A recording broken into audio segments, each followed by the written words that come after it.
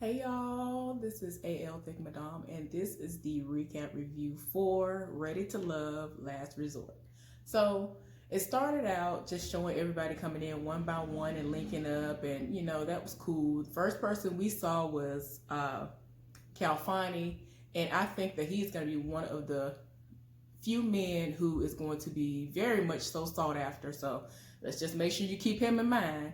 The first person who came up that was a woman was Joy, and y'all know Joy is the one who has the really cute curly fro. Oh my gosh, her hair is everything. I'm gonna be like that. I'm gonna be like her one day, fro wise. I'm gonna be like her. But anyway, but yeah, they had a nice little conversation, and after a little while, they showed the chef coming up, who is Edwin, and I call him Salt and Pepper Chef. You know what I'm saying? And that's not any shade or anything, because I think he's in his late 30s and he looks really good with his salt and pepper situation going on, because it's mainly in his beard, and he has some of it. Like I told y'all the first time, I was like, how did it always amazes me how you can like have it in one section. Man, I wish mine would do that. My gray hair's all in random strands all up and through. I'm just like, somebody please stop. But anyway,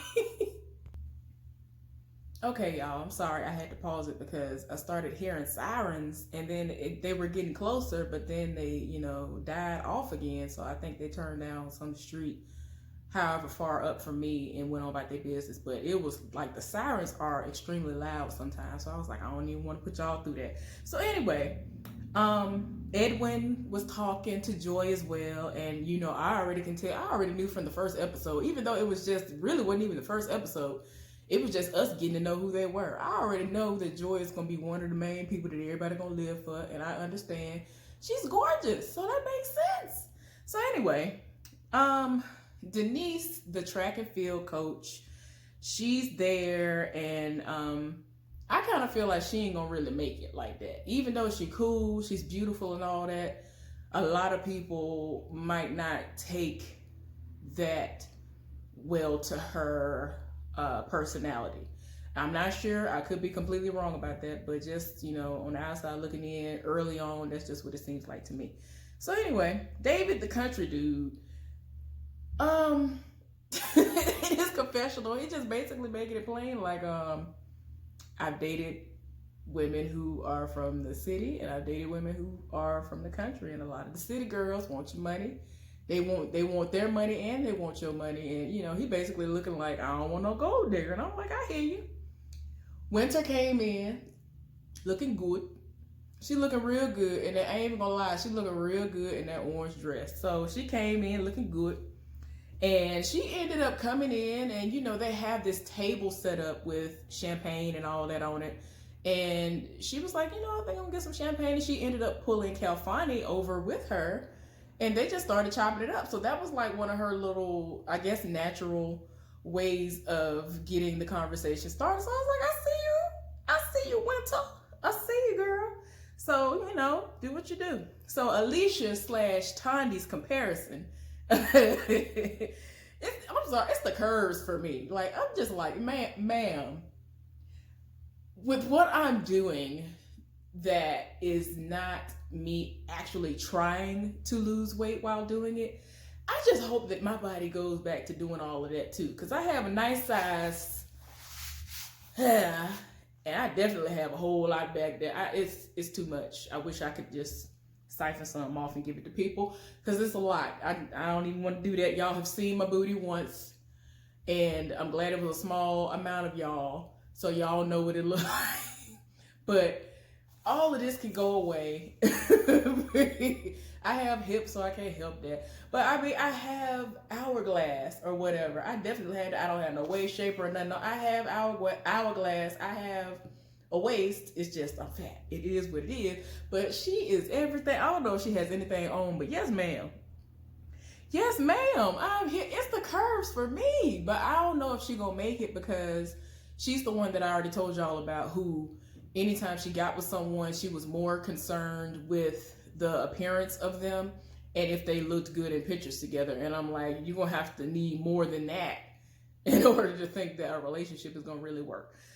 Y'all, radio personality Chris came in. He came in with no shirt, a whole fuchsia and what I called, because somebody else later on in the episode said fuchsia, I said magenta suit. I was like, what is going what is going on? And I'm not gonna sit up here and lie. He looks good. He looks good. He does. But in my mind, I'm kind of like, why don't you reserve some of that for later on in the season, and definitely for somebody that might be the one, instead of just busting it all out on day one. Like, yeah, if I'm gonna go out, I'm gonna go out like this.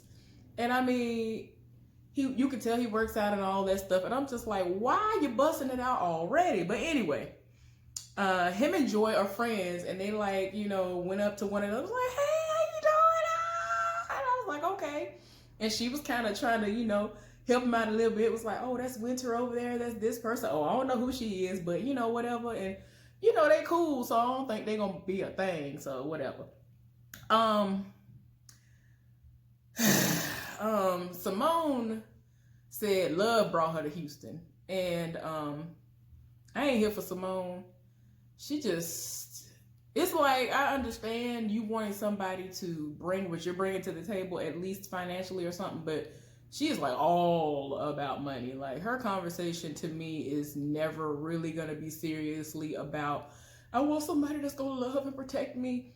Every time she talks, it's something about money. And I'm like, girl, yes, let this person be able to hold their own and take care of themselves and, do what they need to do. But girl, your whole conversation is, what he gonna do for you financially? Come on now. This is going back to the heifer talking about a Birkin bag. But anyway, we ain't even gonna go there. So I'm just like, stop. Okay, so Adriana is like one of, if not the youngest women there. One of the youngest women, or the actual youngest woman. Let me correct myself. There. And so she already is like, I could tell that the other ladies might be intimidated by that, but I'm going to get what I'm going to get. If the person here is somebody who's meant to be with me, I'm going to get them regardless of what they think. And I'm like, okay, then set it off. They already said that, look, it's 20 of y'all here, 2 people leaving tonight, and it's going to be 1 man and 1 woman. Get ready, do what you're going to do. Just know that 2 of y'all leaving tonight, so don't even get comfortable. So, then the mingling commences, and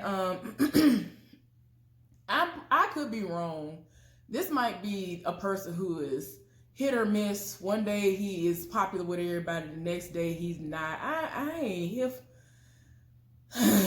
for him. I don't know what it is, but anyway, oh yeah, later on in the episode, I kind of start to realize, the petty in me realizes why I ain't here for him, but I'll get to that part.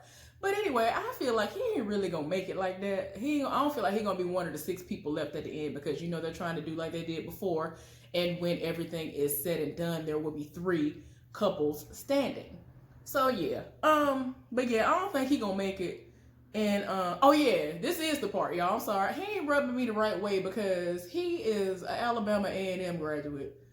I mean, I'm all for historically black colleges and all of that, because I am a product of one, Alabama State University, Montgomery, Alabama.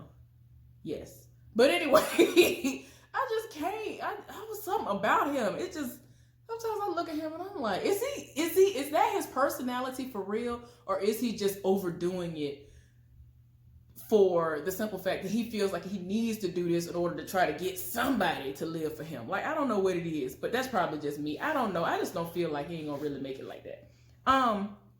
So Naya ended up chopping it up with Chris. Again, Chris is the dude who is the radio personality.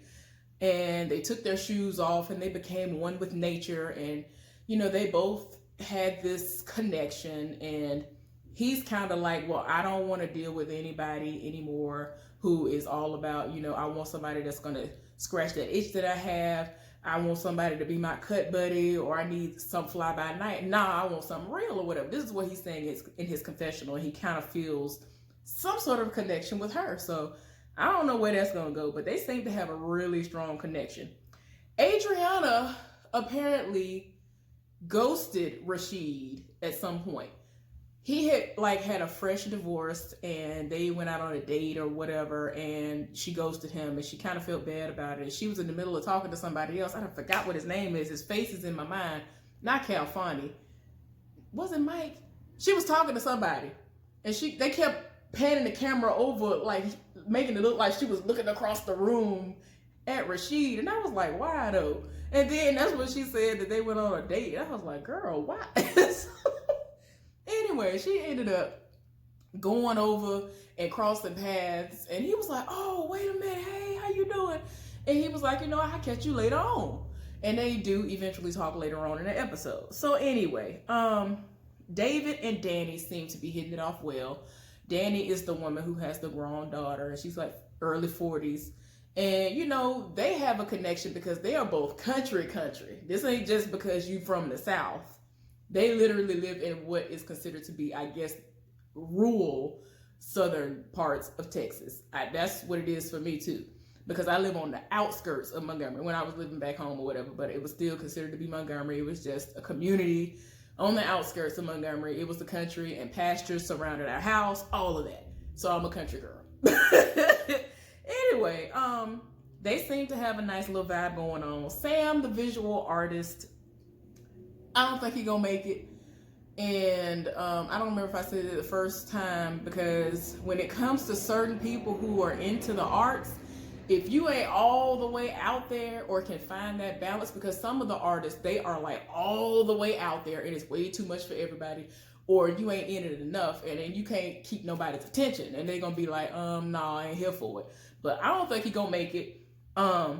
So yeah, he's over there talking to the woman chef, the female chef, Shay, and she ain't here for it and it ain't working.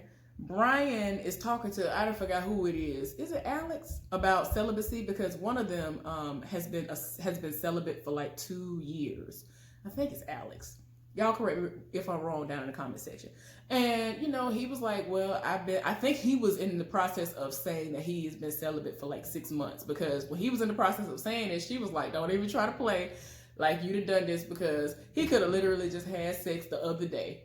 And then he gonna try to be like, yeah, so I've been celibate for about 3-4 years myself. And then it's a lie. Just trying to have a certain kind of conversation. But I think he was saying 6 months. I don't know. But anyway, they were talking about that. I don't know if that was a connection or not, but I think that it's good that she's letting everybody know that she doesn't want to just go out there and be a hit it and quit it, and then you just sat up there and wasted your time when you wanted somebody else. But I think he did say, you don't want to go into a situation and you ain't tested out the goods, and then it ended up being trash. So it's like, yeah. But yeah. Jay is talking to Joy. Jay to me seems like he's like running in the middle of the pack. So it's like, I literally forget that he's even there. Now, I might have seen him in some previews where he might be doing a little something here and there where it's kind of bringing his value up, but I don't really see him enough. So I'm like, why a few people living for him? They must be doing something where we don't see him because of the way they're editing it out. I don't know. But anyway, they show a clip of him talking to Joy, and I'm like, okay, because everybody lived for Joy, like I already told y'all. Denise is bayed up with Calfani on this outside swing. I love outside swings, y'all. We had an outside swing back home. Oh my gosh, I used to love that thing. Those were amazing, especially in like the fall when it was amazing temperatures outside. I love outside swing.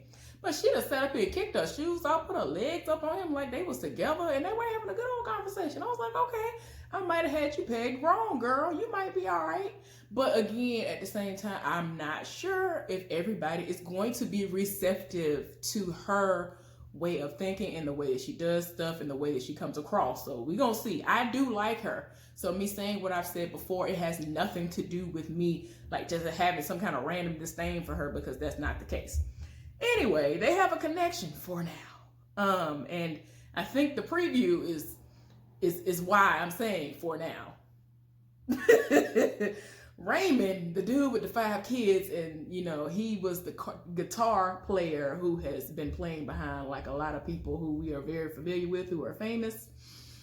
He is striking out left and right from what I can tell when he goes to talk to people and he lets them know that he has all these kids, and there is going to be somebody who is here for you eventually. If I can see all these other people who have 5,000 kids and they still pull a good one, you'll be able to pull somebody too. But I don't know if it's gonna happen on this show. But yeah, he like early 50s, and I don't know. Ain't nobody here for it right now. I don't know. Anthony, he's another one who right now he might be running in the middle of the pack or towards the end of the pack, because I can't really remember him, because I don't see him. They're not putting him out there enough for us to be like, okay, look at Anthony, whatever. And Anthony is this, that, and the other. Is Anthony the one? Anthony might be the student support, whatever, I think.